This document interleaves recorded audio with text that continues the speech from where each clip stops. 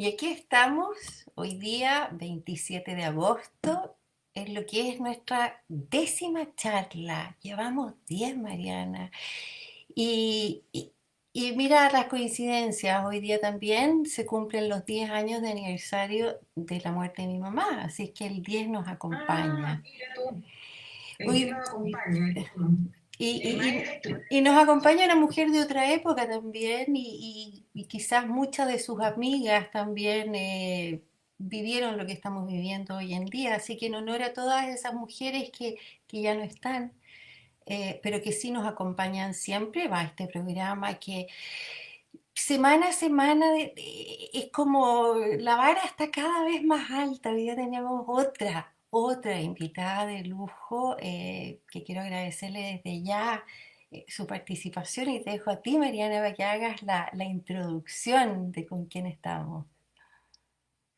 Yo también estoy muy contenta y es cierto, bueno, todas las invitadas son todas fantásticas y especiales, pero hoy esta mujer yo la admiro, le he seguido el recorrido y creo que es como la superwoman, así que nos está defendiendo a todas las mujeres de este país. Está con nosotros Bárbara Sepúlveda, directora ejecutiva de la Asociación de Abogadas Feministas, ABOFEM, que ya llevan 2 años ya desde que se formaron y con una cantidad de mujeres abogadas participando no menor, son 500 más o menos, 500 abogadas. Así que, hola Bárbara, gracias por acompañarnos en esta conversación que, como te explicábamos, es un formato más relajado, más de conversación. Hola Bárbara. Hola Mariana, hola María Luisa, muchas gracias por invitarme a su espacio de conversación. Estoy muy honrada de estar aquí con ustedes. Te podemos Muchas sacar el gracias. jugo y preguntarte, pero así todo lo que queramos, así que aprovechemos cada segundo. Sí. Dale, chica. No, Dispara usted. bueno, yo primero quiero saber, AOFEM, ¿de qué se trata? ¿Qué es? Dale. AOFEM es la Asociación de Abogadas Feministas de Chile y nos formamos el año 2018 en el Mayo Feminista chileno y desde entonces nuestro trabajo se enfoca en incorporar una perspectiva feminista en el derecho. Eh, ¿Ahí está? Sí, ahí está. Ahí está. Sí. Incorporar una perspectiva feminista en el derecho significa no solo hacerlo en su aplicación, como nosotros normalmente entendemos, como el derecho se manifiesta en los juzgados, sino que también en la creación del derecho de nuevas leyes, por ejemplo, en el ámbito legislativo, en la enseñanza del derecho también tenemos varias iniciativas académicas, trabajamos con académicos aliados a veces también, y, y tratamos en ese sentido de llegar a todo el ámbito jurídico, a todo el ámbito del derecho, tratar de moverlo y de correr un poco el cerco, porque realmente no ha sido fácil para las mujeres en Chile vivir el derecho como se vive, y tampoco es fácil cuando una lo estudia y lo ejerce también. Entonces, Agustín también cumple otro rol que tiene que ver con generar este espacio también de representación y de identidad de las abogadas feministas que no existía, porque nuestro gremio no ha sido especialmente feminista ni tampoco quizás inclusivo ni paritario, y por lo tanto hoy día también, bueno, si bien yo creo que hay varias cosas que se están replanteando y muchas quizás iniciativas que promueven varios colegas que están vinculados al mundo de los derechos humanos, etcétera, o otro tipo de defensas de derechos de personas excluidas o especialmente vulnerables. De todas maneras, el feminismo no es algo que se haya instalado con mucha fuerza, a pesar de que hay grandes abogadas y juristas feministas en la historia de Chile también, y que impulsaron grandes transformaciones sociales, las cuales nosotras nos sentimos orgullosos. Así que también recojo eso que tú dices, María Luisa, como las grandes mujeres que nos acompañan. Y para nosotras también tenemos como nuestras maestras de otras generaciones, que nos quedan sus escritos, sus enseñanzas, sus historias, y también creo que nos guían un poco en este camino.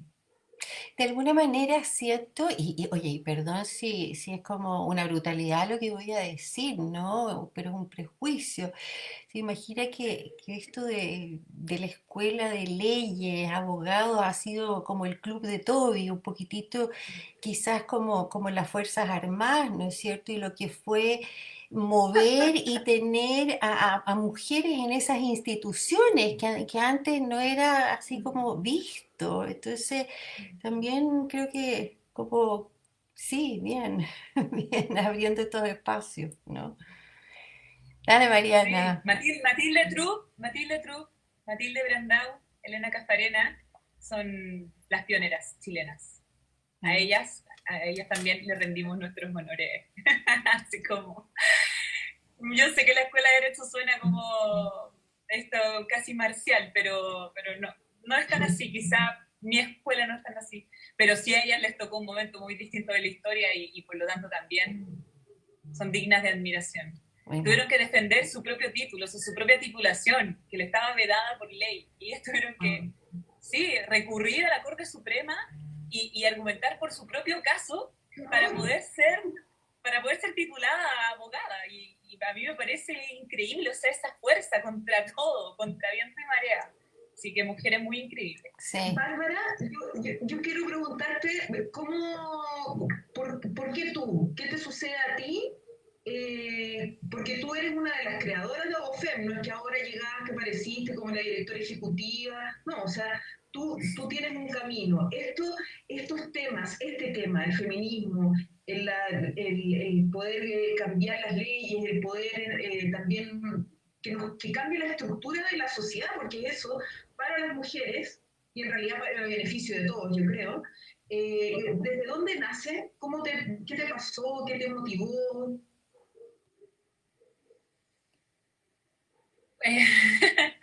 yo creo que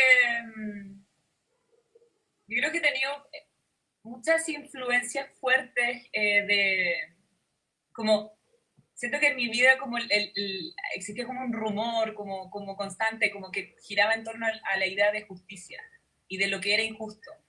Y mucho escuché también cuando chicas sobre los derechos de las personas, los derechos humanos. Eh, y esos relatos como tan grandes yo creo que siempre resonaron un poco en mi cabeza y me fueron moldeando con ciertas ideas.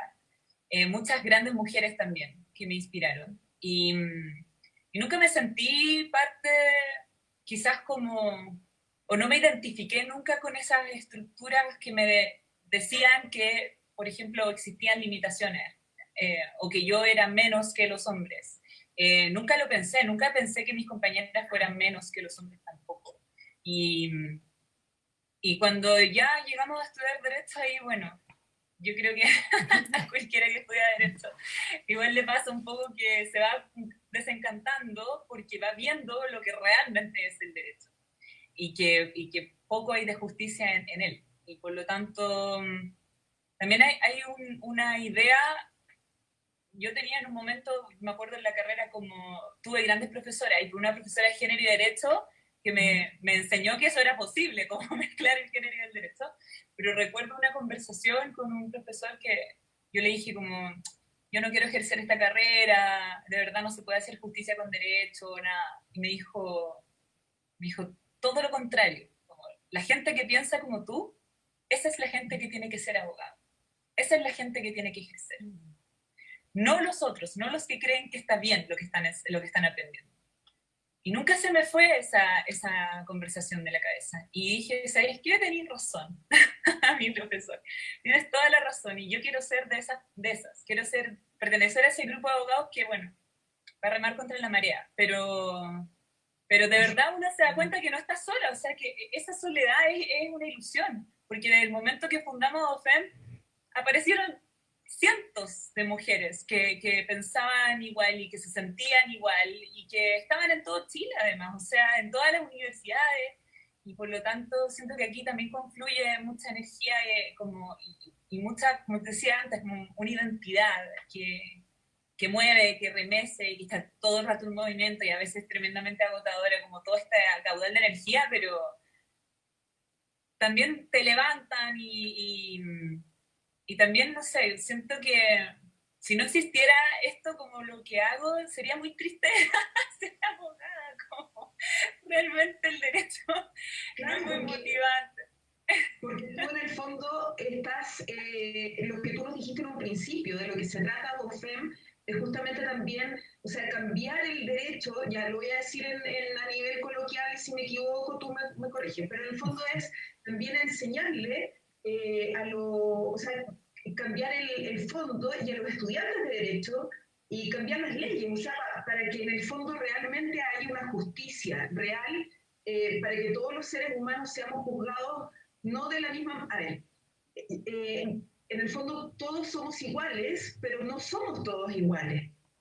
En- es que a mí me encantaría que nos explicaras un poquito eso, a lo mejor suena medio filosófico, pero es interesante entenderlo, qué es lo que también motiva estos cambios, por qué la ley no es justa. Y uno se queja, ¿no es cierto? Y lo escucha mucho. Sí, yo creo que hay varias injusticias en las leyes que no solo tienen que ver con el género. Yo creo que la gente, hay cosas que son más evidentes que otras. Por ejemplo, que, no sé, alguien que tiene mucha plata, tú sabes inmediatamente que no se va a ir a la cárcel, por ejemplo. ¿Por qué? Porque es injusto, porque el derecho, porque la ley igual no está hecha para los ricos, para la gente con poder. Uno sabe que las cárceles están llenas de gente pobre, de gente racializada, que pertenece a una etnia o un pueblo indígena, o que es migrante, o no sé, hay mujeres. Creo que ese tipo de cosas son como las más obvias. Y uno lo va viendo y dice como, bueno, ¿y por qué unos van a clases de ética y los otros se van a la cárcel? Porque esa es la diferencia y por delitos que además, o sea, algunos se coluden por miles de millones de dólares y siguen en sus casas tranquilos, como con suerte con un arraigo nacional y otras personas que se roban, no sé, una tele, están 5 años en la cárcel. Entonces, ese tipo de justicias que yo creo que son más patentes y la gente la identifica y dan rabia. Y yo comparto esa rabia. Pero después hay otras cosas que son un poco más sutiles y que tienen que ver con otros relatos. Y yo creo que en el caso como por ejemplo, las etnias, las razas y el género, hay cosas que son mucho más sutiles, como por ejemplo, ¿quién crea las leyes y para qué? ¿Para quién además? ¿Quién está detrás del derecho? Porque igual las leyes no son estas cosas que flotan, no es un abstracto. Las leyes son normas, son Concreta, reales. totalmente. Claro, y por lo tanto también uno eh, hay un término que es muy utilizado por las teóricas del derecho y que se llama el androcentrismo jurídico. Y eso significa que en el fondo, en la norma, en el centro de la norma jurídica, está el hombre. Ese es el sujeto de derechos. Y uno dice, pero ¿cómo va a ser posible que solo sean los hombres? Bueno, vamos a buscar en la historia.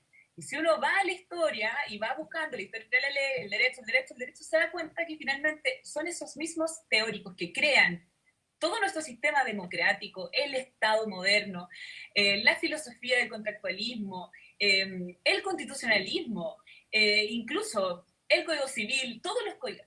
Detrás de eso hay un montón de cuestiones, primero, todos hombres, pero luego hay un montón de cuestiones que están asociadas al rol social de las mujeres, a la posición que ocupan en la sociedad, en un sentido jerárquico, en un sentido de negación de derechos, de exclusión de derechos, de restringirle derechos.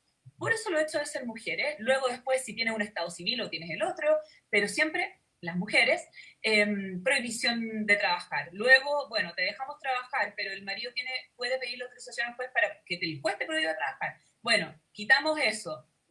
Pero si estás casada en sociedad conyugal, eres incapaz relativa. Bueno, quitemos eso. Pero igual vamos a mantener la sociedad conyugal, entonces tú, si tienes una casa y es tuya y la quieres vender, tienes que igual pedir la autorización a tu marido.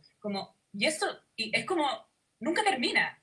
Y el derecho discrimina a las mujeres y la discrimina a veces de forma muy evidente, como lo que pasa con la sociedad conyugal, y otras veces aparenta neutralidad, pero el efecto de la aplicación de esas leyes es muy discriminatorio. ¿Por qué? Porque nunca consideró la realidad de las mujeres, nunca consideró nuestras vidas, nuestras experiencias, nuestra posición social y que además el derecho refuerza estereotipos, refuerza los sesgos, refuerza las discriminaciones, refuerza la jerarquía, y eso pasa en...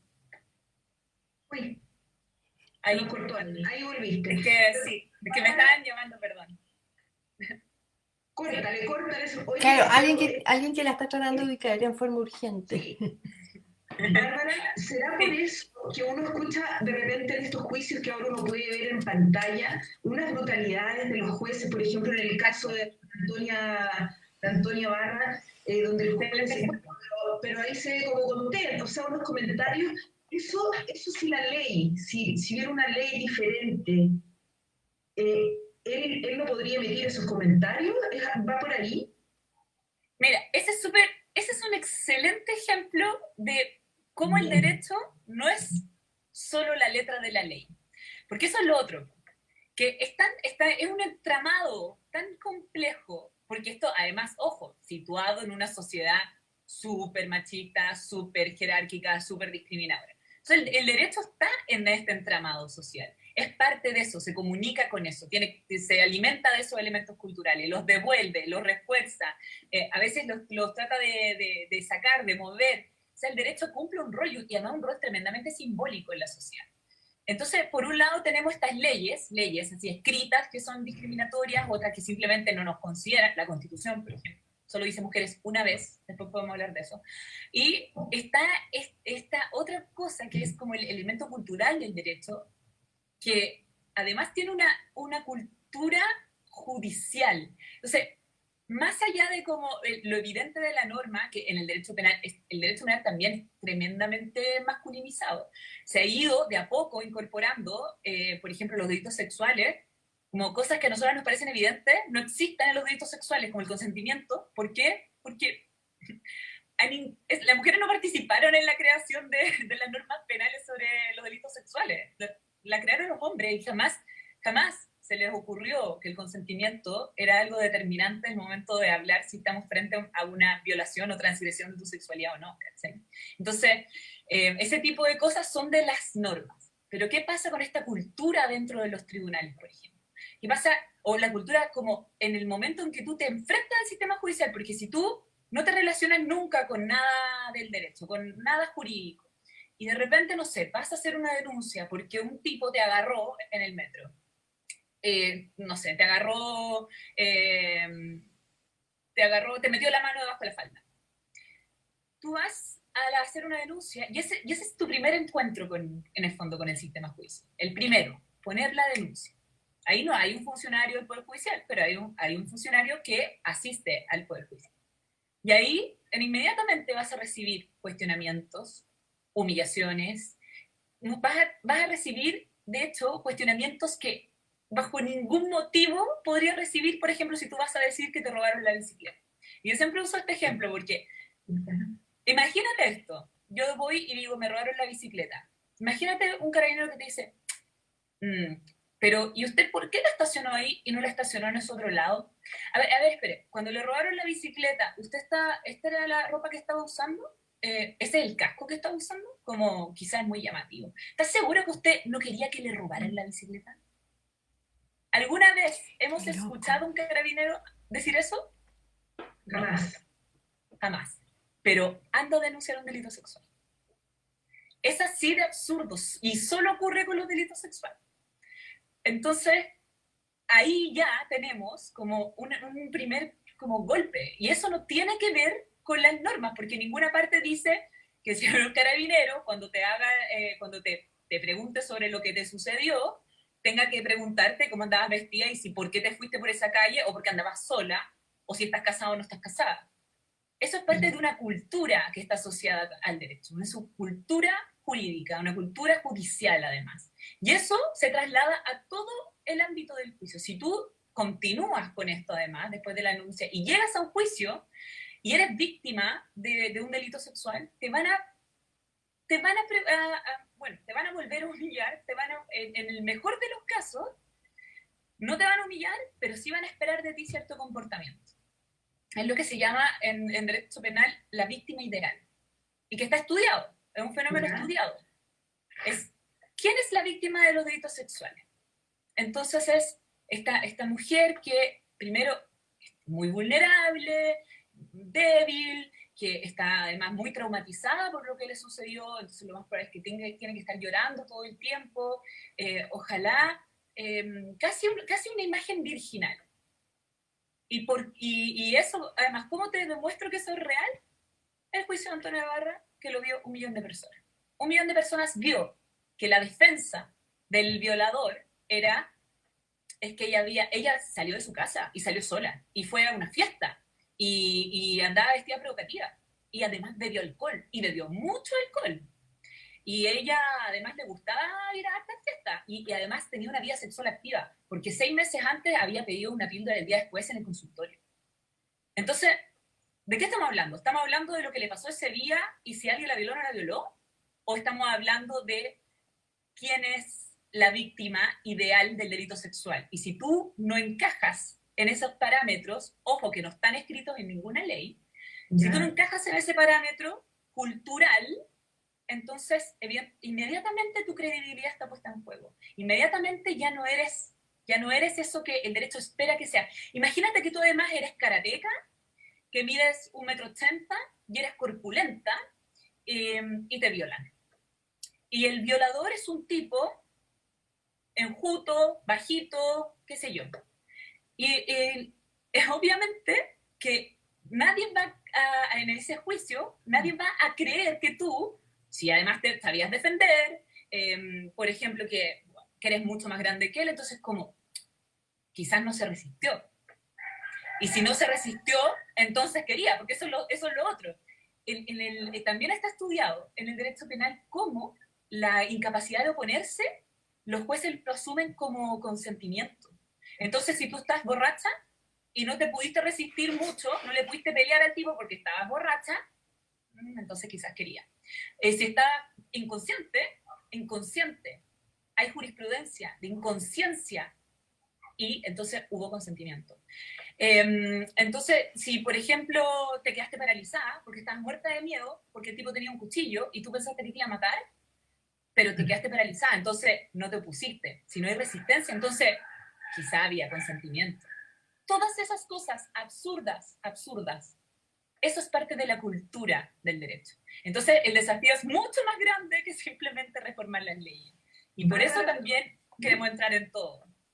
Perdón, pero para preguntar, en el fondo también ya esto es cultural, pero esto un juez lo toma en consideración. Ustedes quieren, para ir así como a lo concreto, porque yo pienso, si a mí me pasa esto, con todo lo que tú me cuentas, yo rezo para que no me pase casi para no vivir el proceso posterior. Eso es, porque ese es el mensaje. Pero ustedes con las leyes, en el fondo, ustedes quieren hacer un cambio profundo para que en los juicios ya no se esté prohibido hablar de la vida sexual de la víctima o de si usó o no la pastilla del día después o que la ropa que está usando no sea un tema. ¿Cómo se lo están trabajando ustedes en algo concreto? Para que las mujeres se denuncien, de verdad. Sí, o sea, mira, primero, esto ya no debería tolerarse. O sea, nosotros creemos que obviamente que nuestro gremio de abogadas y abogados ya debería hacer otro tipo de reflexiones y cuestionarse el tipo de defensas que ejercen, porque nadie dice que la gente no tenga derecho a la defensa. Todo el mundo tiene derecho a la defensa. Pero ¿significa tu defensa ir a destruir a la víctima y cuestionar su integridad emocional, física, psíquica? ¿Es eso lo que tú vas a buscar? ¿O tú buscas ir a defender a tu cliente o a tu patrocinado y desvirtuar los hechos? Lo que vemos en estas defensas es que se utilizan estos parámetros ideales de la victimización en contra de las mujeres, en contra de las víctimas de delitos sexuales, y son como detonadores que no lo vemos en otro tipo de delitos. Nadie, como te digo, como el absurdo de la bicicleta. Como eso no lo vas a ver en delitos contra la propiedad. Y aquí sí hay cosas que pueden pasar. Por ejemplo, yo creo que, o sea, los jueces tienen que cumplir su rol de moderadores de las audiencias. No puede ser que se queden callados mientras esto está pasando. En segundo lugar, y ahí hay un rol que tienen que cumplir. Entonces, también, oye, eduquemos a los jueces y juezas para que cumplan estos roles y no permitan los prejuicios, los sesgos y los estereotipos en las audiencias, especialmente cuando son contrarios a los derechos de las víctimas. Perdona, También hay un proyecto de ley. quería hacerte meter la cuchara. Eh, También en el tema de los jueces, y que se vio con el caso de Pradenas, ¿no? Que no le dan arresto, sino que en la casa, y después hay tal funa por las redes sociales que cuando apelan, yo creo que a ese juez no le quedó otra, independiente que lo pensara o no lo pensara, sino que se lo iban a linchar y se lo iban a comer en las redes sociales. Entonces ahí también uno dice, bueno, el juez, independiente que es obvio que tenía que meterlo preso, ¿no es cierto? ¿Habrá actuado justamente bajo la ley? Es Entonces, que el juez lo que hace, en el caso de Pradena, el juez de la audiencia de la formalización, él rechaza la solicitud de prisión preventiva. Y después lo que hace la fiscalía es apelar, y ahí va a la corte. Y es la corte la que revierte, no ese juez, no el mismo juez. Y la corte, que además, bueno, los ministros también tienen, bueno, no solo un nivel superior jerárquico, sino que también se supone que son jueces mejor preparados y además con más experiencia y todo. Ahí lo que aplican son los tratados internacionales de derechos humanos de las mujeres y con eso revierten la medida, porque la peligrosidad también en la violencia de género debiese medirse de otra forma. Entonces, esos tipos de estándares se aplican en esa sede, en los tribunales superiores de justicia. Y no en todos, pero en ese sí. Y por eso se revierte la medida para evaluar la peligrosidad. Además que lo que estaba haciendo el juez ahí en esa audiencia era, también trató de minimizar un poco los hechos, porque el fiscal fue con todo y por 5 víctimas. Entonces, también, no sé si tú te acuerdas, pero el juez dijo que habían 2 casos que ya habían prescrito. exacto. Sí. Claro, por el tiempo que había transcurrido desde los hechos hasta que se están viendo las denuncias. Entonces eh, ahí también en el fondo lo que él está haciendo es como achicando la peligrosidad, porque ya no, bueno, tampoco considera, por ejemplo, que uno de los hechos era violación. Y para argumentar que en uno de los casos no había violación, usó este argumento, que esa mujer había pedido una píldora el día después, antes, como un par de meses antes, y también la había pedido esa vez. Y además había una foto de ella como después de ser violada o abusada, como en una fiesta donde ella aparecía haciendo el signo de paz. Entonces de eso se podía inferir que ella no había sido violada, o que no estaban los antecedentes suficientes para determinar que había sido violada, a pesar de que habían informes de organismos del Estado que decían que además ella tenía el daño psicológico de una víctima de delito sexual grave y que ella en el fondo había sido violada. Entonces, también como, imagínate lo que consideró, o sea, desvirtuó el examen psicológico de una institución del Estado, pero pone como prueba una foto y el hecho que ella haya pedido una píldora el día después antes. Ese es el juez de la audiencia de Pedro. Oye, y una pregunta, perdona Mariana, pero No, dije, oh, no, ¿cómo un caso ahí, que esa era otra duda que tenía, cómo podía prescribir eso? Aquí súper inculta, por favor, y no prescribe un caso porque tú del cura Poblete que pasó hace 30 años, pero esto que pasó meses o un par de años sí puede prescribir y en otras instancias no. Es por el tipo de delito, es por qué pasa. En este caso habían prescrito por haber transcurrido más de 5 años, según ahí la defensa, porque finalmente también eso se revierte y al final no se sobreseyeron. Exacto, pero Y era, claro, ahí yo creo, bueno, no se tuvo en consideración, porque decían, no, bueno, ahí no eran menores de edad, si eran menores de edad, hubo como una argumentación de la defensa, pero lo que pasa con los delitos, normalmente, estos delitos que se piensan por la prescripción es un derecho también, o sea, es una garantía de certeza jurídica en el derecho penal, ¿no? Todos los delitos prescriben, algunos antes y otros después. En el caso de los delitos sexuales, muchos prescriben en 5 años. Y la prescripción también, obviamente, no está pensada como para todos los delitos por igual. Y ahí hay algo que es súper interesante de debatir, porque no es solo lo que tú dices como lo que pasa como con los curas, porque también en el fondo están prescritos los delitos, pero también hay otro tipo de procedimientos civiles que están Exacto. en curso y otras cosas como eclesiásticas también, como derecho canónico. Pero en estos casos, en los casos penales, obviamente que nunca se ha tenido en consideración el por qué las mujeres se demoran tanto en denunciar. Y yo decía como, la audiencia de Pradena nos sirvió, si de algo sirvió, es para mostrarnos exactamente por qué las mujeres no denuncian. Porque además yo decía, o sea, esto es un mensaje. ¿Qué le estamos diciendo a las mujeres? Había 1 millón de personas mirando. ¿Qué le estamos diciendo a esas mujeres? Que estaban viendo sus propias vidas transcurrir en esa audiencia. Porque todas las mujeres hemos sido agredidas sexualmente en algún momento de nuestras vidas. Y todas pudieron sentirse identificadas con esas vidas de esas víctimas, con el descrédito, con la humillación, con el hecho de que no te crean, simplemente que no te crean, te pongan en duda porque te gustan las fiestas, que te pongan en duda que te agreden sexualmente porque has tenido muchos pololos. O sea, todas esas cosas, todos los estereotipos que están dando vueltas, están siempre dando vueltas. Y a las mujeres les cuesta mucho denunciar. También porque el sistema judicial no se ha hecho cargo, el derecho no se ha hecho cargo de este problema. El problema es que las mujeres se demoran años, a veces 20, 30 años, en darse cuenta de que lo que sufrieron fue una agresión sexual. Porque incluso yo he conversado con mujeres que se acercan a nosotras y nos piden asesoría y nos preguntan como, oye, ¿esto qué me pasó? Como, ¿eso no es abuso sexual? ¿Eso no es violación? O sea, ni siquiera saben. Saben que algo les pasó, que estuvo mal, que ellas no querían que les pasara, pero que ni siquiera le ponen nombre, no lo identifican. Y yo creo que eso es algo muy bueno que ha pasado, por ejemplo, con el efecto de las tesis, es que muchas mujeres se dieron cuenta que lo que habían vivido sí era una agresión sexual y que ellas no eran culpables y no se lo habían buscado. Y todo el tiempo, esta sociedad machista les metió en la cabeza la idea de que era culpa de ellas y de que se lo habían buscado y que habían provocado el horror que vivieron. Y eso el derecho no lo ve.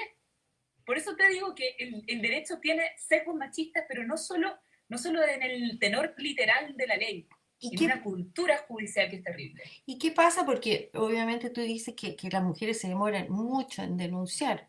eh, Varias son las razones, ¿no? Pero cuando denuncian, y vemos el caso de Norma y vemos el caso de Ámbar que han pasado hace poco, que denunciaron, había ¿cómo se llama? Me están faltando las palabras a estas alturas del día, ¿no? Una orden de alejamiento, había una denuncia, se suponía que esas mujeres estaban protegidas y no estaban protegidas, entonces de nuevo, uno, nos demoramos en denunciar, dos, ¿para qué vamos a denunciar si en una de esas mejor que nos sigan pegando, qué sé yo, pero seguimos vivas? Entonces, ¿cómo hacer llegar el mensaje? Porque es como por todas partes, ¿por dónde agarras tú esto para ayudar? ¿O no? Sí, sí. Sí, yo entiendo tu sentimiento, porque además es súper angustiante, porque finalmente eso es lo que nos muestra la realidad, que muchas mujeres hacen todo lo que tienen que hacer, todo lo que tienen que hacer, y aún así, incluso, o sea, en el caso de Norma yo creo que ya es, o sea, ese caso yo creo que también nos impacta porque, y es algo que no se comenta mucho, pero nos impacta porque en el fondo es una carabinera, es una mujer que recibió entrenamiento, que lo más probable es que esté preparada para el combate, que por lo menos cuerpo a cuerpo, que es una mujer que tiene acceso a armas, que puede portar un arma. Es como si ella no está segura, si la violencia de género es tan fuerte que una carabinera no está segura, entonces, ¿qué nos queda a nosotras? Yo creo que yo comparto ese sentimiento de angustia. Y lo único que puedo decir para intentar entregar un mensaje de esperanza es que necesitamos romper con esta lógica del silencio, pero además necesitamos urgente que el Estado actúe ahora, porque no podemos seguir esperando. Aquí, imagínate lo que falló. Falló la institución de Carabineros de Chile, que les falla a las mujeres todos los días, o sea, eso lo sabemos. Pero su propia funcionaria Entonces, mira, por eso nosotras ingresamos una denuncia en la Contraloría, porque ellos dicen, no, si nosotros la protegimos. Perfecto, díganos cómo la protegieron. Queremos saber qué medidas tomaron, porque es una institución pública, es una institución que tiene que tutelar por los derechos de sus funcionarios, pero además tiene un estándar mucho más alto porque es un órgano del Estado. O sea, aquí falló todo. Y yo creo que es la muestra, o sea, ya es como, no sé cómo decirlo, es como, si acá, Ya. claro, es el colmo, o sea, es el colmo que esto le, pero ojo que no solo, esto también pasa en las Fuerzas Armadas, esto también pasa en las policías de investigaciones, o sea, también son instituciones que muchas veces como blanquean un poco esto, como que no reconocen que adentro hay acoso laboral y sexual. ¿Sabes que tú dijiste algo y lo que hablaban ahora lo que te pregunta la chica también, esto que nos cuesta, ¿no es cierto? Fue un abuso, han pasado 20 años. Yo creo que en el fondo también, y cuando tú dices, se me acercan mujeres y me preguntan, oye, ¿habrá sido un abuso o violación? O sea, nos falta, yo siento que hay un cambio de paradigma brutal. Yo te veo a ti como la punta de lanza que va abriendo este camino, junto con Elena Cafarena y todas las de atrás que están convocadas en este programa, pero en el fondo es ponerle nombre a esto. Y en el fondo que cuando una niña, como mi hija que tiene 23, o yo, que tengo 43, pueda ver y decir, chuta, esto que me pasó, esto es un abuso, no, esa cosa difusa, ¿me habrá querido tocar realmente?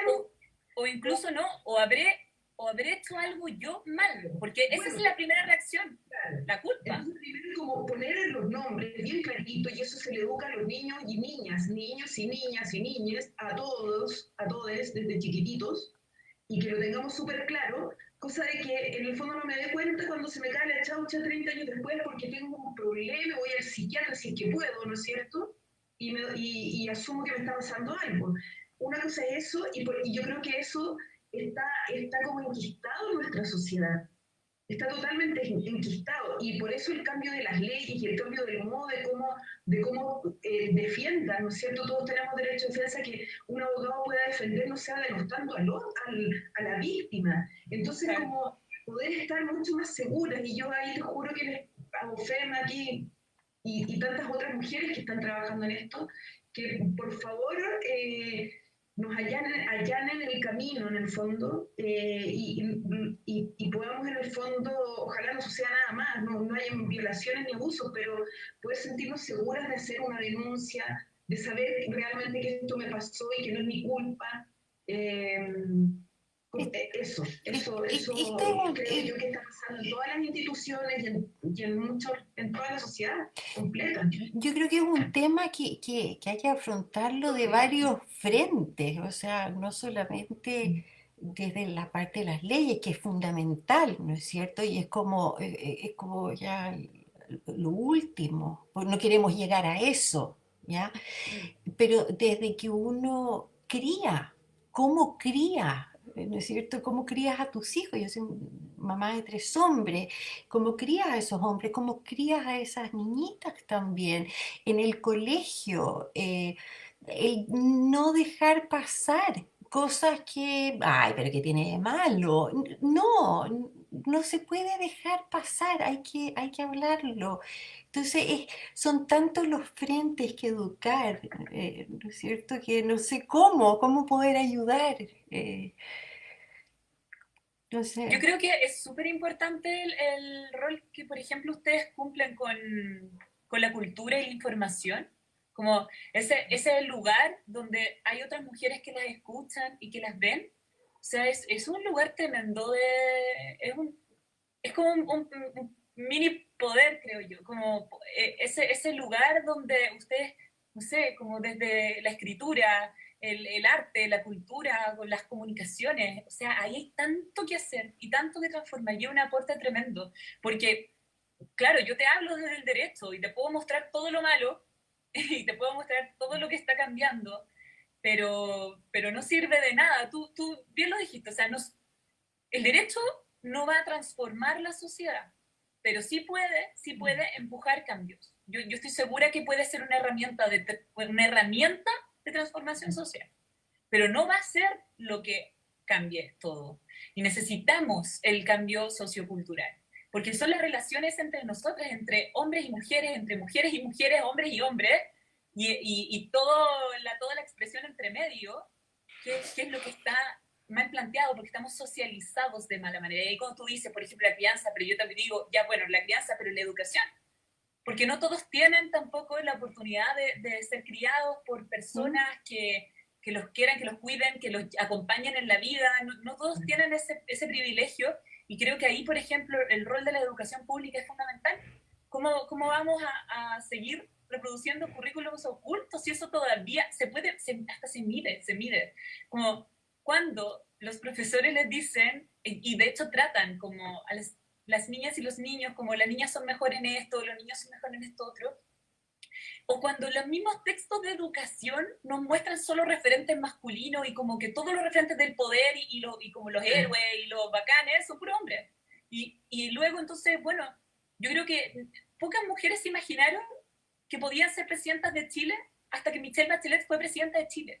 De verdad, yo creo que pocas mujeres habían como incorporado eso en su cerebro. Y eso es como esos efectos simbólicos, eso no los produce el derecho. Eso tiene que ver con una cultura que tenemos que cambiar. Y ahí todos tienen un rol que jugar, y los hombres también. Porque hablemos de los hombres, Bárbara. Ya que tiene 3 hijos, y también a mí me ha tocado, yo tengo unos primos, hermanos mayores, y yo de repente digo, pobrecito, ya que voy a estar discutiendo con su chiste feminista, el meme, qué sé yo, ¿para qué? Pero porque ya no va a cambiar. Pero también después digo, pucha, pero está criando hijos, ¿no? La gente puede cambiar. Es que yo, Hombres trabajar en conjunto también. Es que yo creo que eso es fundamental, y creo que lo mencioné en alguna otra conversación. Cuando uno dice criando hijos, no, estamos criando futuros hombres, estamos criando futuras parejas, ¿no es cierto? Y es distinto, porque a un hijo, ¿no es cierto? Uno le da todo, lo consiente, lo malcría y todas las cosas, pero después ese hombre va a ser una pareja. Y va a tener que convivir o con un hombre, con una mujer, o con otro hombre, o con otra mujer, da lo mismo. ¿Y cómo quieres tú que sea ese individuo como ser humano? Entonces ahí partir cambiando esa crianza de los hijos. No, estamos criando futuros hombres, futuras mujeres. Pero La crianza háblanos. de los no también, de los niños del Sename, de todo. O sea, Educando, quiero decir educando. claro. Sí, más que criando, educando, esa es la palabra. No, pero hablamos nosotros como madres, pero para también incorporar a lo que decía la Bárbara, ¿no? Que hacemos qué hace el Estado con esos niños que no reciben el amor que tú, chica, le has dado a tus 3 o regalos. que no tienen ese, porque es que también hay que ser, yo creo que hay que ser súper como honesto. Mira, para afrontar un problema tan grande igual hay que tener como una honestidad brutal social, que yo creo que muchas veces este país no tiene, como por ejemplo esta cuestión, como este fantasma de la familia que hay, como la familia es el papá, la mamá, los hijos. No, la familia en Chile es el 5%, si es que será ese tipo de familia en Chile. La verdad es que las familias en Chile son súper diversas, son súper distintas. La gente las cría en los abuelos, los tíos, las hermanas, los hermanos, la hermana normalmente. El 42% de la familia en Chile tiene una jefa de hogar, mujer, sola. Ella mantiene la casa, ella cría a todo el mundo. Además, otras personas de la familia. Las familias son ampliadas. Es decir, yo creo que hay como que quitarnos estos relatos, como estas cuestiones como tan como conservadoras, como de lo que está bien, como esa familia primero no es la mayoritaria, por lo tanto ese no es Chile, como mayoritariamente eso no es Chile. Entonces, ¿qué podemos hacer? Claramente que también la situación social y socioeconómica, tampoco es que los niños pasen tanto tiempo con sus papás, ya sea uno o el otro, o sus tutores, o sus cuidadores, o quien los críe. Porque en Chile la verdad es que el 80% de la población trabaja muchísimas horas al día y se traslada también muchísimas horas al día y no pasa tiempo con su hijo, porque cuando llega, o con sus niños de la casa, porque cuando llegan a la casa ya son las 9, 10, 11 de la noche y salen a las 6, 5 de la mañana. O sea, también el otro día hablábamos con estas, con las trabajadoras de casa particular, que en su sindicato también dicen como, ellas crían hijos ajenos. Ellas crían hijos ajenos. ¿Y qué les cría a sus hijos? Porque cuando ellas llegan a sus casas, y de hecho es súper... Yo leí un tuit de una mujer que me encantó, porque ella decía, yo soy hija de empleada de casa particular, y mi mamá sabía más de los niños de esa casa que de mí. Y yo a los 16 le dije como en mi arranque como de adolescente, mamá, estoy enojada porque tú no tienes idea nada de mí, ni lo que me gusta, ni el grupo de música que me gusta, ni el pololo que tengo, si tengo o no tengo. Y es súper fuerte porque nadie habla de eso, por ejemplo, como de verdad, ¿quiénes crían? ¿Quiénes crían? ¿Quiénes realizan los cuidados? Y normalmente son 97% mujeres, pero estas cosas hay que transparentarlas porque también ahí hay muchos elementos. Entonces, pensémoslo como realmente es y luego generemos las soluciones. Buen punto. Sí, es verdad, es verdad. Chuta, sí. Es que, bueno, me quedé pensando en los distintos tipos de familia y que realmente, claro, uno ve en los libros del colegio, en los dibujos de los niños, eh, y finalmente, claro, no es así, ¿no? Y yo creo que también Chile posiblemente, por su idiosincrasia, es muy culposa. Entonces nos pintamos un poco de ideas, ¿no es cierto?, que en la realidad no son. Y yo creo que por eso nos ha costado un poco como, o no sé, a lo mejor me equivoco, siento como abrir los ojos para enfrentar estos cambios que en otros países a lo mejor los enfrentan con mayor soltura.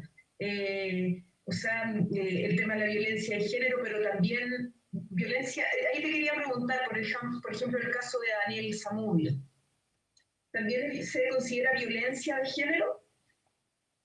Es una violencia muy específica que como que está asociada al género, por supuesto, porque el género también tiene que ver, como tiene el lado de las mujeres, pero también el lado de la masculinidad, que también es un género.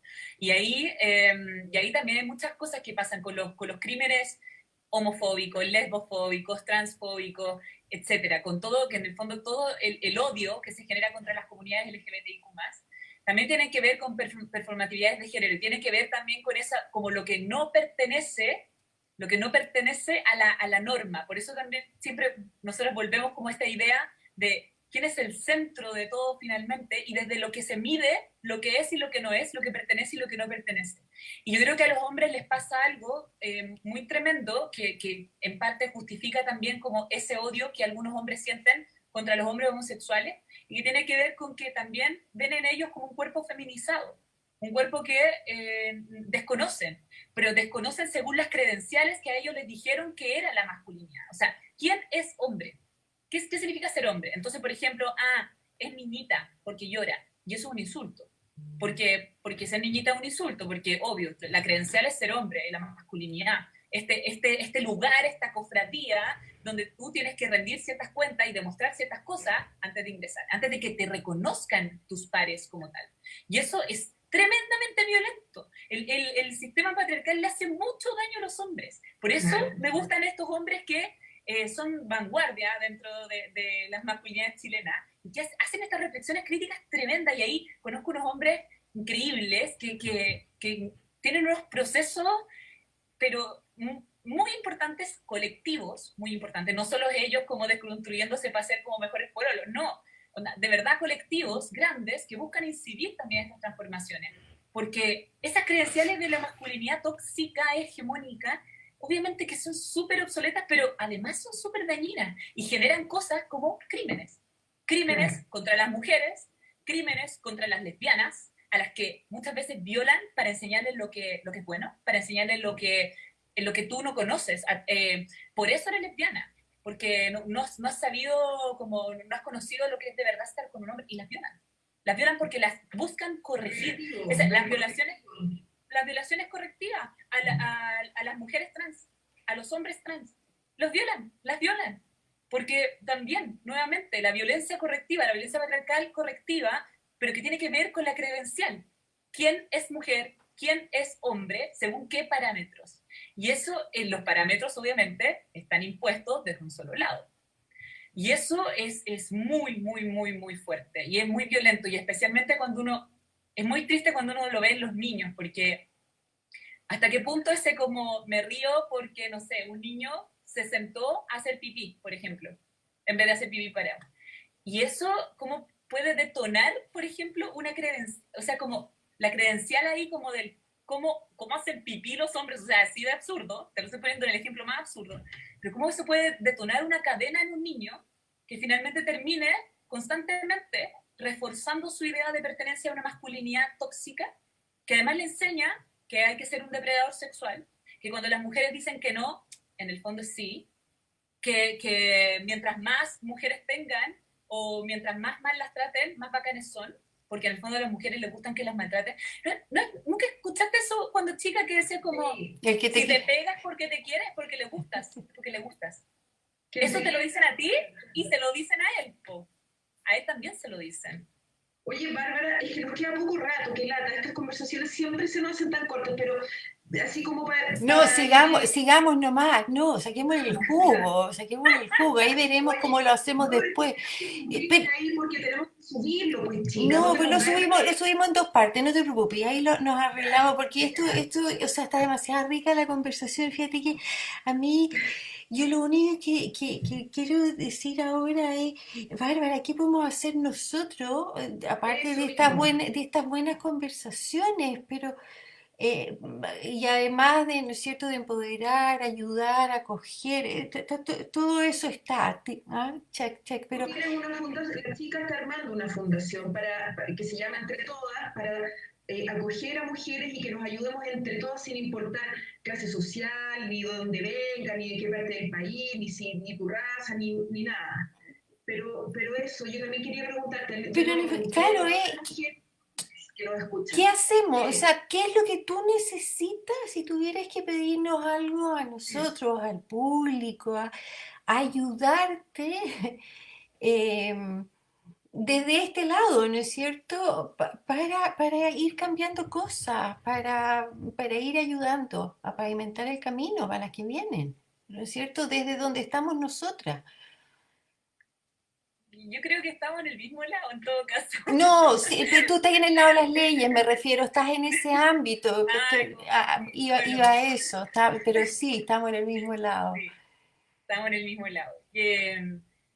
Mira, yo creo que todo esto es como una tremenda sinergia que se produce. A mí me gusta mucho el movimiento feminista porque es esta como red que se va tejiendo, es como bueno, algunos dicen son olas, pero es algo que no para, que nunca ha parado, de hecho. Hay algunos momentos que se leen históricamente como los silencios feministas, o sea, un silencio feminista fue la dictadura, entonces también como guardemos las proporciones. Yo creo que esto como que es un aprendizaje que se va acumulando y como que va creciendo y podría ser como esta ola o marea feminista, un tremendo tsunami, creo yo, porque es que esto hay que agarrarlo de todos lados. Entonces, nos sirve, por ejemplo, que nosotras estemos yendo al Congreso y diciéndole a todos los diputados y diputadas que tienen que cambiar las leyes, porque esto es lo que realmente vivimos las mujeres y ustedes nunca lo han visto, no lo han querido ver o nadie lo vio antes y se lo estamos mostrando.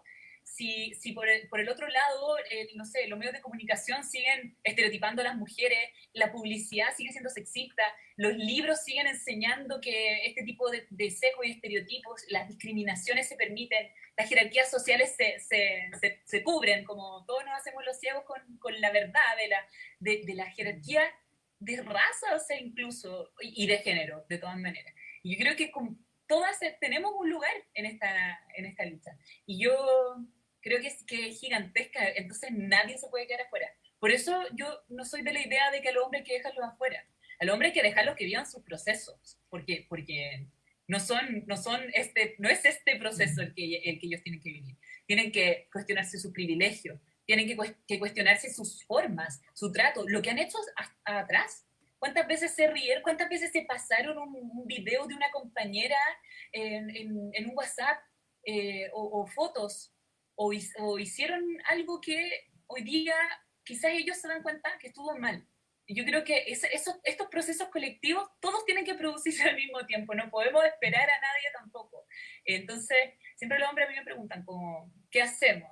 Y yo siempre digo como, ¿por qué los hombres le preguntan a las mujeres como qué es lo que tienen que hacer? Como vayan a hacer lo suyo. Pero en el caso de mis compañeras, yo siempre digo como, ustedes saben dónde están y saben desde qué lugar hablan, desde qué lugar se sitúan en el mundo. Y si ese es un espacio, si ese es un espacio de privilegio, con mayor razón creo yo, porque desde ese espacio se pueden hacer muchas más cosas. Abrir ese privilegio, poner ese privilegio al servicio de las demás. Porque eso es lo que nosotras intentamos hacer con el derecho, como, ¿cómo hacemos para que esto, que es un conocimiento muy específico, que es un lenguaje tremendamente distante, que la gente ve, además, como con muchos prejuicios y con mucha razón, yo no los juzgo por eso, de quiénes somos las abogadas y los abogados, que además es una cuestión de clase, porque las abogadas y los abogados en su mayoría tienen un buen pasar. Y por lo tanto, ¿qué hacemos con esto? Y si yo no lo pongo al servicio de las demás, entonces ese privilegio simplemente es un privilegio para mí. Y lo que ustedes hacen, por eso yo les digo como este espacio de conversación, si una mujer las ve y se siente un poquito mejor o escuchada o las contacta y se siente contenida o le da fuerza para hacer una denuncia o para salir de un no sé, de su relación tóxica, de su relación con su agresor, yo creo que todas esas cosas pueden cambiar vidas y de formas muy pequeñas a veces y de formas muy grandes en otras ocasiones como movimientos como los que hay en Chile, que es un movimiento feminista que todo el mundo está mirando, desde afuera, me lo han dicho. Bueno. El mundo está mirando a Chile y Argentina. Y nos miran este movimiento feminista porque es gigante, todas somos parte. Y eso es súper bonito. Qué lindo, Bárbara, qué bonito. Y dime una cosa, si hay una persona una mujer que nos esté escuchando y dice, bueno, yo voy a hacer mi denuncia, puede contactarse con ustedes. Ustedes son además, a ver, cuando uno ha ido alguna vez a algún abogado o abogada, a mí me tocaron, son tan cálidas y uno se siente un poco, y ustedes son un poco, se preocupan de acoger, hay psicólogas a lo mejor que las puedan ir acompañando, ¿cómo es eso?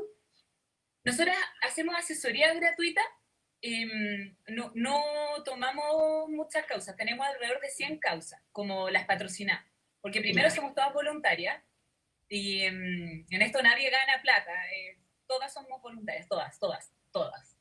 Y por lo tanto también hemos tomado las causas que nos parecen también que pueden remover un poco también el derecho. Entonces tenemos causas de litigación estratégica, como cómo corremos el cerco. Este caso, por ejemplo, tiene estos elementos que son interesantes, como vayamos por ese lado, agarremos esta otra causa. Estamos, por ejemplo, participamos en lo de la ley de Pascua que está pasando ahora.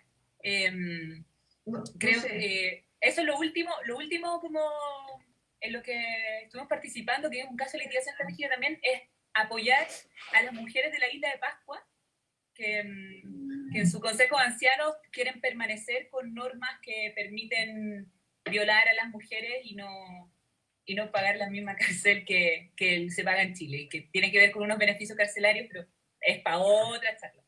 Yo sí creo que de a poco, o sea, te digo como lo último que está pasando, pero tenemos 100 causas, 60 de esas son del estallido social, y lamentablemente, porque esas son violaciones de derechos humanos bien, bien heavy. Fue en ese momento, a propósito de tu pregunta, en que nosotras hicimos una alianza con una red de psicólogas feministas, porque no solo la necesitábamos por nuestras víctimas, porque eran víctimas de violencia sexual policial, porque eran víctimas de tortura, porque eran niños, niñas, adolescentes, porque había personas de diversidad sexual, incluso hombres heterosexuales que también patrocinamos porque fueran víctimas de violencia sexual. Nosotras tomamos todas esas causas. Y eso fue muy fuerte para las abogadas que estaban trabajando en eso también. Entonces, como nos aliamos con esta red de psicólogas maravillosas, que no solo nos ayudan a nosotras con esa tremenda carga emocional, porque no es cualquier cosa llevar una causa de tortura y de violencia institucional. Y ya es fuerte recibir todos los días correos de mujeres desesperadas, que nadie ayuda, que nadie atiende, que necesitan, que fueron violadas, abusadas, agredidas, que sienten miedo, y que además vemos toda la semana que toda la semana hay femicidios en Chile. Entonces, yo entiendo su miedo, como es obvio que tienen miedo. Y leer eso también afecta harto. Entonces, aquí hay un montón de abogadas que también se juntaron como con estas psicólogas feministas para recibir este apoyo. Entonces, como un apoyo, y además para las víctimas, en especial para las víctimas, porque también nosotras igual como funcionamos en red con otras organizaciones, nosotros pertenecemos a la Asamblea Feminista Plurinacional, donde hay un montón de organizaciones súper, muy bacanes, que son organizaciones feministas también súper antiguas en Chile y que tienen estos como, prestan ayuda en distintas áreas. Y una de esas es el área de contención psicológica y apoyo emocional a las víctimas de violencia. Entonces, muchas veces nos escriben como, me pasa esto, aún no quiero denunciar, no quiero hacer nada legal, pero ustedes me podrían recomendar como alguien que me apoye psicológicamente, y nosotras, pum, como le mandamos a la Corporación La Morada, por ejemplo, y de repente a La Morada le llega un caso que es legal y pum, nos pide ayuda a nosotras. Y como, porque eso también es lo que te decía yo, como el tejido social, como las redes de organizaciones feministas, que también es una sororidad muy bonita, y es nacional e internacional, entonces es muy bacán también eso. Oye, Así que sí, pues, nos pueden pedir ayuda en la medida de lo posible. Hoy día estamos priorizando las causas como de violencia extrema, porque la pandemia subió mucho, entonces si hay una solicitud de ayuda que no es tan urgente, por ejemplo, puede ser algo que pueda esperar, como una, no sé, una demanda de, no sé, Pensión de alimentos. sí, ¿no? Pero que también es violencia. Pero... donde no haya como, claro, como riesgo de agresión física y psicológica, que es lo que estamos priorizando ahora, pero sabemos que lo otro igual es violencia, o sea, jamás lo vamos a desmerecer, pero sabemos que pueden esperar un poco, entonces hay que tener paciencia en este tiempo, harta paciencia, especialmente porque son todos voluntarios, oye, pero Bárbara, sí o sí van a recibir ayuda. una pregunta, tratando de no ¿Te meterse asustó? en política, no, si ya nos pasamos, da igual, pero no voy a perder esta oportunidad, sin ahondar en política. ¿Qué pasa con el ministerio? Pero hablando del Ministerio de la Mujer y Equidad como parte del Estado, para no irnos para la parte política, ¿no es cierto? ¿Sienten que hay un apoyo o sienten de parte del ministerio? ¿El ministerio puede usarla a ustedes como apoyo? Porque en el fondo creo que debería ser casi una alianza esa, ¿no es cierto? Estar trabajando juntos porque van todos con el mismo fin de ayudar a la mujer, ¿o no? Uno esperaría que fuéramos por el mismo fin. Pero mira, en el caso, el Ministerio de la Mujer es una conquista histórica de las mujeres en Chile. Es una conquista histórica de las organizaciones de mujeres y feministas. Que exista el Ministerio de la Mujer no fue fácil eso, no fue fácil que eso se lograra. El Ministerio de la Mujer y Equidad de Género, porque se peleó hasta el nombre, o sea, tú puedes ver como para cuando se creó que hasta como la palabra género le molestaba a cierto sector político. Entonces, algunos querían llamar al Ministerio de la Mujer y la Familia. Eh, Claro, obvio, pero obvio, mujeres mamá, mujeres familia, no hay otra forma de ser mujer. Entonces, estaba, yo creo que si nosotros lo pensamos así, también tenemos que hacernos cargo de exigir también ciertos estándares, porque el Ministerio de la Mujer es una política de Estado, no es una política de gobierno. Exacto. No depende del gobierno de turno lo que ahí se haga. Y lamentablemente, con este gobierno ya vamos en la tercera ministra de la mujer. La tercera ministra de la mujer, que además ninguna de ellas ha tenido las calificaciones suficientes ni los conocimientos para estar en ese cargo. ¿Qué nos dice eso? Nos dice lamentablemente que este gobierno en particular piensa que el Ministerio de la Mujer es un ministerio de segunda categoría, que no es técnico, ahí no hay nada, hay que ser mujer nomás para ser ministra de la Mujer, como que no necesitas saber nada, cuando es tremendamente técnico. Es un ministerio, además, que se crea por estándares internacionales de derechos humanos, que tienen que ver con transversalización del género, con los acuerdos que están vigentes en Chile por lo menos desde la vuelta a la democracia, y que además son estándares que a nivel internacional fijan ciertas acciones que el ministerio tiene que cumplir. Y eso Chile no lo hace, o lo intentó hacer, pero este gobierno lo desarmó. ¿Por qué te digo como, más allá de que si fuera derecha o DC o quien fuera, cuando tú pones en el cargo de un ministerio a una persona, en este caso a una mujer, que no tiene idea de género y que no conoce las complejidades, además del fenómeno de la violencia, de qué significa poder bregar por la erradicación de la discriminación, como que no entiende, por ejemplo, que su rol no es solo como aparecer cada vez que hay un femicidio y decir algo como el pésame a la familia y ofrecer la asistencia legal, como lo que ellos tienen que hacer es coordinar un trabajo gigantesco que le pertenece a todo el Estado, porque es todo el Estado el que tiene que incorporar la perspectiva de género por los compromisos, perdón, no compromisos, por las obligaciones internacionales que adquiere Chile. Cuando una vez que firma los tratados los ratifica. Y cuando tú tienes este tipo de como pensamiento, como que ese ministerio es de segunda categoría, no es tan importante. Entonces da lo mismo quién está ahí en el fondo. Y se cometen este tipo de errores. Es como que cada vez que llega una nueva ministra, además todo vuelve a foja cero.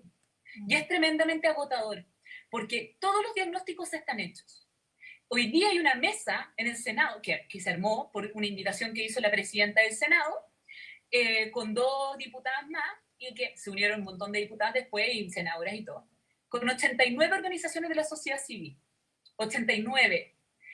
Y se hizo un diagnóstico increíble de todas las cosas que tenían que hacerse en materia de género, y además, quiénes tenían que hacer lo que ahí se dice, nombrando la institucionalidad específica. O sea, ese es un documento de oro, y además es dividido por acciones urgentes, acciones de mediano plazo y acciones de largo plazo. Nosotros participamos de esa mesa. Sí, ahí tú tienes además todas estas organizaciones que hacen distintas cosas y que ven los problemas desde todas las perspectivas, y más encima te entregan un insumo y te dicen, esto es lo que hay que hacer para solucionar el problema de la desigualdad de género en Chile. Tú más encima dices como, gracias, bueno, lo voy a tener en consideración. Entonces uno dice como, ¿ya qué más esperas de la sociedad civil? ¿Y sabes lo otro que es injusto, María Luisa? Que a nosotras nos llegan muchas mujeres que no quieren ir a la institucionalidad, no se atreven, jamás se van a acercar a un carabinero. Primero porque además saben que se generó también una distancia con la seguridad que te ofrecen los carabineros por el estallido social y por todas las causas de abuso sexual que hubo. Entonces, si no confían en la institucionalidad, ¿dónde van? ¿Dónde la sociedad civil? Pero ¿es la sociedad civil la llamada a subsidiar el Estado? O sea, tenemos que hacer nosotros cargo. Una organización de voluntarias que no reciben dinero por lo que hacemos. O sea, con cero presupuesto, ir a hacer lo que puede hacer el Estado, con presupuesto, con infraestructura, con profesionales técnicos, con administrativos, con planta administrativa, con contratación, con poder real de hacer transformaciones. ¿Lo tenemos que hacer la organización de la sociedad civil? Yo me rehuso. O sea, yo encuentro que realmente es abuso. Y eso tiene que ver con una negligencia que se está instalando en el Ministerio de la Mujer y que es penosa, porque ese ministerio yo también lo siento mío. Y me da pena que se desperdicie, porque es una tremenda herramienta y podría hacer muchísimas cosas para cambiar esta situación. Y me carga que cada vez que matan a una mujer aparezca la ministra, porque la ministra debería aparecer 5 años antes de que eso suceda, para que nunca maten mujeres y niñas en Chile, para que a nosotras no nos violen y no nos dé miedo salir a la calle. Ese es su rol, y conducir un trabajo interministerial, un trabajo coordinado con el Poder Judicial, con el Poder Legislativo, con las policías, con todo, para que esta cuestión funcione. Pero no, aparece cuando es para la noticia, y para la noticia terrible. O sea, como que se ahorran un poco de plata, ¿no es cierto? Citan a las entidades, a distintas entidades de la sociedad civil, piden los consejos, o en realidad yo creo que ni los citan. Ustedes... ¿No? Lo citó el Senado. Claro, bueno, pero se juntan, ¿no es cierto? Les dan las soluciones, o sea, son mesas completas de especialistas y finalmente no las toman en cuenta un poco, yo creo que por política, en fin. Pero dime una cosa, cuando tú dices que hay acuerdos internacionales firmados, lo mismo pasa en el Ministerio de Salud con el tema de la salud mental, con el Ministerio de Educación, en incorporar la salud mental también en el aula de la infancia, y no los cumplen. ¿Hay alguna forma de obligar al Estado a que se haga cargo de los acuerdos internacionales que firma, porque si no, entonces cosa andar firmando como loco. Hay una fiscalización, hay alguien que fiscalice. Pues yo creo que O sea, La sociedad civil, o sea, hay varios mecanismos, pero que no son, o sea, no son vinculantes. Que, por ejemplo, pero tiene que participar Chile, o sea, esto es una comunidad internacional, o sea, Chile no es una isla.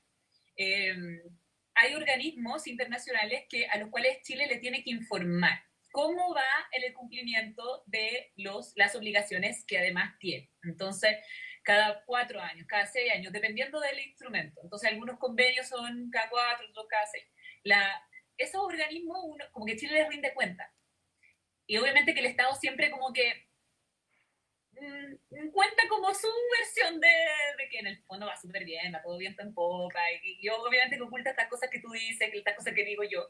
Entonces, lo bonito es que esos organismos internacionales de derechos humanos saben que los estados les pintan las cosas de color de rosa. Entonces, ¿qué hacen? Les piden a las organizaciones de la sociedad civil que manden informes sombra. Entonces, eso hacemos nosotras también. Nosotras también hemos participado en estos informes sombra. Y entonces, cuando va el Estado de Chile, se paran allá y van los ministros, las ministras, qué sé yo, los delegados de Relaciones Exteriores, etcétera, toda la parafernalia. Y va el informe oficial de Chile y van 5 o 4 o más, a veces muchos más, informes sombras de la sociedad civil que les dicen al organismo, mire, esto es realmente lo que está pasando. Entonces, eso les sirve a ellos, porque en el fondo ocupan todos los insumos y se hacen un panorama general de Chile, y ahí dicen, mire, como sabemos que esto está fallando, por lo tanto le recomendamos a Chile que avance en esta materia. Por favor, legalice esto porque es importante. Por favor, incorpore la salud mental. Entonces, esas cosas pasan. Pero ¿quiénes son los mejores fiscalizadores, creo yo? Nosotros, la ciudadanía. Porque hay una herramienta que esos organismos no tienen, que nosotros sí tenemos, y que tiene que ver con esto, como con la fuerza de las demandas de las organizaciones, de las protestas, como esas cosas que un poco como que están constantemente impactando también, como resuenan muy fuerte en el Estado, especialmente en el Poder Ejecutivo. Y eso sirve. Y también sirve que hayan, por supuesto, personas en el legislativo que sean diputados, diputadas, senadoras y senadores que tengan esta voluntad también de cambio, porque también promueven muchas cosas que nosotros no podemos hacer, porque en Chile no hay iniciativas populares de ley, pero ellos sí pueden promover ciertos cambios, pensando en las deudas que tiene Chile por estos tratados. Entonces, yo creo que es como que todos los actores sociales en el fondo cumplimos un rol, por eso te digo que nadie se puede quedar abajo de esto. Oye, Bárbara, ¿tú cómo, es una pregunta que la respuesta puede ser eterna, podríamos estar como 4 horas más, pero ¿cómo se vienen en la materia que hemos estado hablando, en este cambio? ¿Cómo se viene para Chile? ¿Va a ser rápido o todavía vamos a seguir viendo, enterándonos de noticias tan terribles, tan tristes? No sé, bueno, yo creo que sí, pero no sé cuál es tu visión. ¿En qué sentido como...? El cambio de idiosincrasia, de mirar, el fondo como del tema de la masculinidad y cómo se viene el cambio social en el fondo. Yo creo que Chile igual se está moviendo rápido, que no... Creo que en los últimos años hemos visto como un impulso grande, grande. Y eso se debe principalmente a la fuerza del movimiento, que es tan fuerte y es tan presente que es imposible ignorarlo. Y por lo tanto esas demandas calan. Yo creo que hay varias cosas que están pendientes y que hay muchas discusiones que se tienen que seguir dando. Por ejemplo, eso yo lo conversaba con una amiga que es periodista. Yo le decía, por un lado, yo me alegro de que ahora se visibilice mucho más en las noticias, en las notas, en los reportajes, etcétera, la violencia de género. Porque siempre ha pasado y siempre es así de terrible, siempre fue así de terrible. Lo que pasa es que ahora está más mediatizado. ¿Por qué? Porque hay más interés sobre eso. Entonces, vende más. Entonces, ahí viene el otro lado, porque el otro lado también es, por ejemplo, cómo los medios de comunicación tratan la violencia. Entonces, hasta qué grado reproducen ciertos estereotipos, hasta qué grado lucran con el morbo. Entonces, ¿cuándo es como dónde está el límite también? Yo creo que todas estas cosas pasan también por debates éticos, por debates de gremios, por cómo vamos a ir sumando a construir una sociedad distinta, porque, y también el rol social de los medios de comunicación, cuando tenía una concentración de los medios que en Chile como tan pequeña, finalmente solo giran en torno a eso, pues, a los intereses lucrativos y se olvidan del rol social, porque da lo mismo. No existen para eso, existen para otra cosa, existen para sí mismos. Entonces, como, por eso creo que, bueno, es muy lamentable que no tengamos como estos medios nacionales, como estatales, precisamente por eso, pero también creo que los mismos gremios pueden hacer reflexiones y que hoy día se están dando. Y hay periodistas feministas increíbles que de verdad sus discursos generan como reflexiones, ellas comparten su forma de pensar públicamente, son figuras muy queridas también por la gente. Creo que también, por eso te decía, estos pequeños espacios de poder que parecen que podrían, porque ellas podrían perfectamente replicar lo que les conviene y donde estén más cómodas, pero también esto tiene que ver con incomodarnos, como yo te decía, dejar de pensar que la familia en Chile, el papá, la mamá y los hijos, como los muñequitos, como incomodémonos, pues digamos las cosas como son. Y eso yo creo que es parte como del despertar de Chile también del último tiempo. Y por eso te digo que yo creo que las cosas van avanzando rápido, especialmente porque estamos por un proceso constituyente que puede producir varias transformaciones potentes, bien grandes, si es que gana el apruebo y si es que gana la Convención Constitucional. Si es que no pasará eso, entonces, pucha, volvamos a hacer esta reunión y nos preguntamos cómo vamos a hacer con ese nuevo escenario. Pero hasta yo por lo menos creo que el escenario va para allá y por lo tanto tengo harta como expectativa. Porque además entiendo que el compromiso es muy grande, como que esto golpea a toda la ciudadanía, porque no solo tiene que ver con la violencia de género, tiene que ver con las desigualdades, lo que hablábamos al principio, las discriminaciones, las desigualdades, las injusticias, está todo como, todo medio mezclado, todo como es parte de lo mismo. La violencia de las mujeres no es solo cuando las golpean o nos violan o nos tratan mal. También es, por ejemplo, el hecho que dependamos económicamente muchas veces de los hombres porque en Chile los hombres ganan más. También es el hecho de que yo no quiera denunciar a mi agresor que vive conmigo porque, pucha, yo no tengo mi ingreso propio o mis ingresos son muy pocos y si se va él, me quedo en la calle. Como esas cosas, esa es la realidad de las mujeres en Chile también y la realidad de la mayoría de las mujeres. Porque también en Chile hay una cuestión de clases muy pendiente, como que también queremos esta cuestión como del tigre de, ¿cómo era? No, ¿cómo es la cuestión que dice de Chile? El tigre de Latinoamérica, algo así era. Sí, sí. No era Ya, el sí, El jaguar, el jaguar. eso, el jaguar. ya. El tigre, no sé quién era el tigre, pero bueno, el Jaguar. jaguar.